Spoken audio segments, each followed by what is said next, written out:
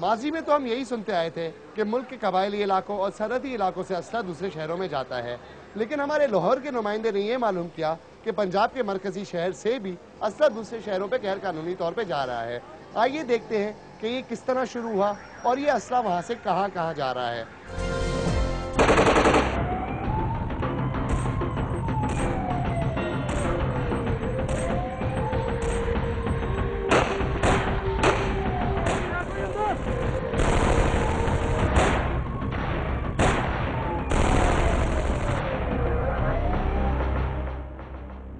नब्बे के अशरे में पाकिस्तान के कबायली इलाके गैर कानूनी असला की सबसे बड़ी मंडी समझे जाते थे और पूरे मुल्क में यहाँ से असला जाता था। लेकिन गुज़श्ता चंद बरसों के दौरान लाहौर को गैर कानूनी असला की तिजारत में नुमाया मुकाम हासिल हो गया है। लाहौर में असला के 200 से ज़ायद डीलर्स हैं, जिनमें बड़ी तादाद गैर कानूनी असला की तिजारत में मसरूफ़ है।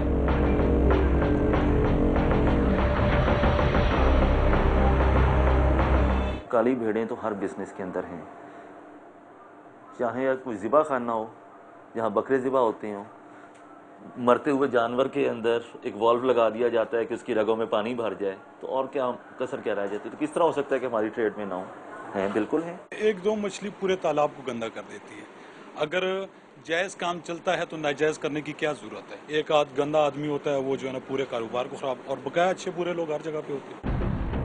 ज़राए का कहना है कि लाहौर में सालाना 50 करोड़ रुपए से ज़ायद मालियत का असला बरामद किया जाता है, जिसमें ज़्यादातर शिकार के लिए इस्तेमाल होने वाला असला होता है।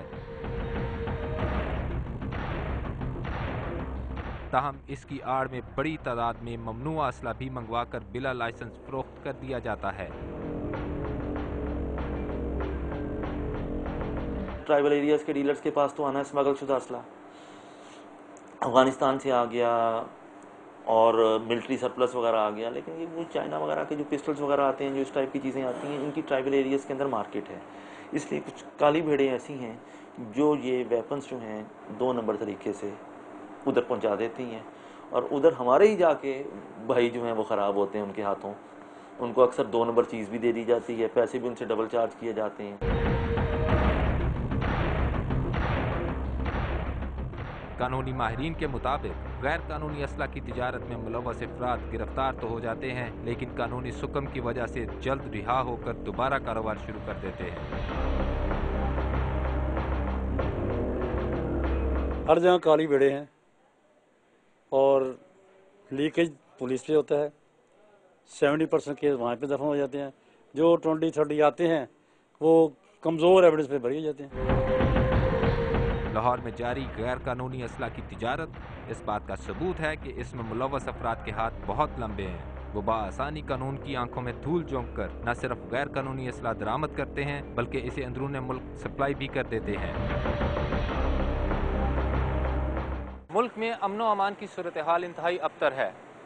ऐसे में लाहौर जैसे बड़े शहर का असला स्मगलिंग का मरकज़ बनना कानून नाफिज करने वाले इदारों की कारकर्दगी पर सवालिया निशान है। Shahnawaz Khan, Dawn news, Lahore. जी, तो बात चल रही थी गैर कानूनी असले की, और जब भी हम सोचते हैं कि ये कहाँ से आता है तो अफगानिस्तान का नाम ज़रूर याद आता है। सूबा बलूचिस्तान की सरहद भी अफगानिस्तान के साथ लगती है, और जैसे कि हमारे नुमाइंदे सैयद अली शाह ने मालूम किया, वहाँ से आने वाले असले ने सूबे में तबाही मचाई रखी है। आइए देखते हैं क्वेटा से क्या खबर है।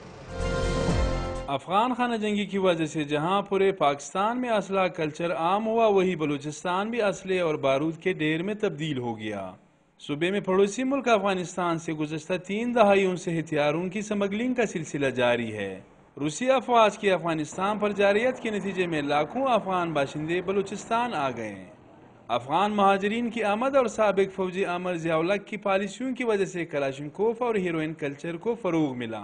ठीक के बाद आहिस्ता आहिस्ता यहाँ पे कलाशनकोफ कल्चर शुरू हुआ। उससे पहले तो किसी को पता ही नहीं था कि कलाशनकोफ है क्या चीज़, लेकिन जब यहाँ आया तो उस दौर में कोई 1 लाख रुपए से कीमत हुआ करता था। करते करते एक साजिश के तहत इसे इतना फैलाया गया इस बलूचिस्तान और ख़ासतौर पर पाकिस्तान में कि उसकी कीमत 7 और 8 हज़ार रुपये में वो बिकने लगी। कलाशनकोफ और हीरोइन कल्चर ने सूबे के अमन को तबाह करके एक पुरअमन माशरे को जराइम की तरफ धकेल दिया। افغان خانہ جنگی کے دوران مہاجر کیمپوں میں اونے پونے دامون لوگ اسلحہ فروخت کرتے رہے۔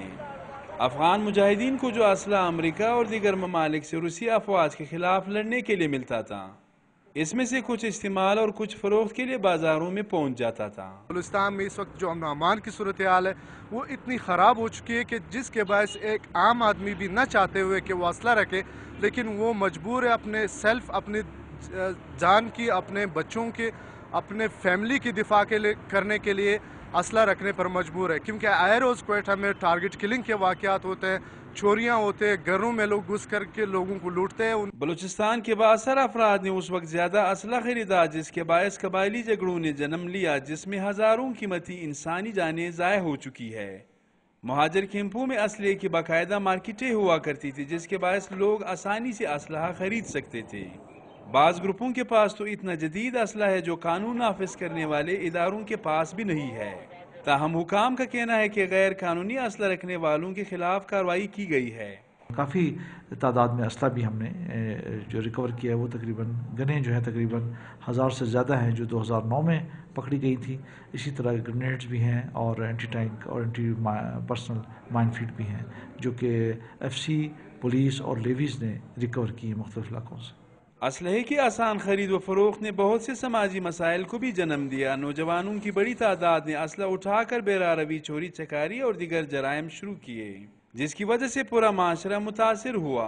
تاہم اسلحہ ڈیلرز کا کہنا ہے کہ وہ اسلحہ قوانین کی پابندی کرتے ہیں۔ دیکھیے، ہمارا جو اسلحہ جتنا بکتا ہے وہ لائسنس پہ ڈیپینڈ کرتا ہے۔ جتنے لائسنس ملتے اس لائسنس کے تحت جتنا اسلحہ لوگوں کا ریکوائرمنٹ ہوتا ہے، وہ جو پہلے تھا وہ ابھی بھی وہی چل رہا ہے۔ اسی لینتھی پروسیجر سے گزر کر کے ایک بندہ لائسنس بناتا ہے، پھر ہمارے پاس آتا ہے، پھر ہم اس کو جو پروسیجر ہوتا ہے اس کو فالو کرتے ہیں، اس کے مطابق ہم اس کو اسلحہ دیتے ہیں۔ حکام کے مطابق پاک افغان سرحد کی مکمل نگرانی کرنا کافی مشکل کام ہے۔ دشوار گزار پہاڑی راستے اور 1200 کلومیٹر طویل سرحد اس کی راہ میں بڑی رکاوٹ ہے۔ کسی کے پاس پیسہ ہو تو یہاں اسلحہ خریدنا کوئی مشکل کام نہیں ہے۔ پہلے کی نسبت اسلحہ ضرور مہنگا ہوا ہے، لیکن غیر قانونی اسلحہ ڈیلرز دیدہ دلیری سے آج بھی اسلحہ فروخت کرتے ہیں۔ ادھر ہم لوگ سب رکھتا ہے دفاع کے لیے، اپنا حفاظت کے لیے، ادھر قبائلی لوگ رکھتا ہے نا، تو اس وجہ سے شوق بھی ہم لوگوں کا، نشانہ بازی کا بھی شوق ہے ہم لوگوں کا نا، ساتھ بھی رکھتا ہے۔ بگڑتی ہوئی امن امان کی وجہ سے بعض لوگ نہ چاہتے ہوئے بھی اسلحہ رکھنے پر مجبور ہے۔ تاہم کچھ لوگوں کا خیال ہے کہ اسلحے کے مثبت استعمال سے ملک و قوم کا نام روشن ہو سکتا ہے۔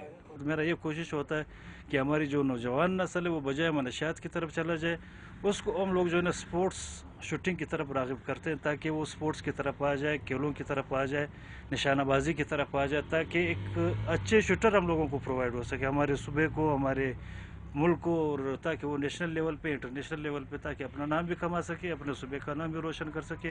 ہمیشہ یہ دیکھا گیا ہے کہ قانون نافذ کرنے والے ادارے اسلحے کے بڑے کھیپ تو پکڑ لیتے ہیں، لیکن اس کاروبار میں ملوث افراد بہت کم گرفتار ہوتے ہیں، جس کی وجہ سے اسلحے کی سمگلنگ جاری ہے اور اسلحہ پہلے کی نسبت زیادہ عام ہوا ہے۔ سید علی شاہ، ڈون نیوز، کوئٹہ۔ تو ملک میں غیر قانونی اسلحے کی صورتحال مزید خرابی کی طرف ہی جا رہی ہے اور حکام کے لیے اس پر قابو پانا ناممکن ہوتا جا رہا ہے، کیونکہ مسئلہ اتنا بڑا ہے چاہے پولیس کی ساری نفری کیوں نہ لگ جائے، اس پہ قابو پانا بہت مشکل ہے۔ وقت ہوا ایک چھوٹی سی بریک کا، لیکن بریک سے واپس آ کر دیکھتے ہیں کہ شہر حیدرآباد میں غیر قانونی اسلحے کی کیا صورتحال ہے، اور یہ بھی دیکھتے ہیں کہ شہر پشاور میں خوشی یا غم کے موقع پر ہوائی فائرنگ سے کتنے حادثات پیش آتے ہیں۔ ہمارے ساتھ رہیں۔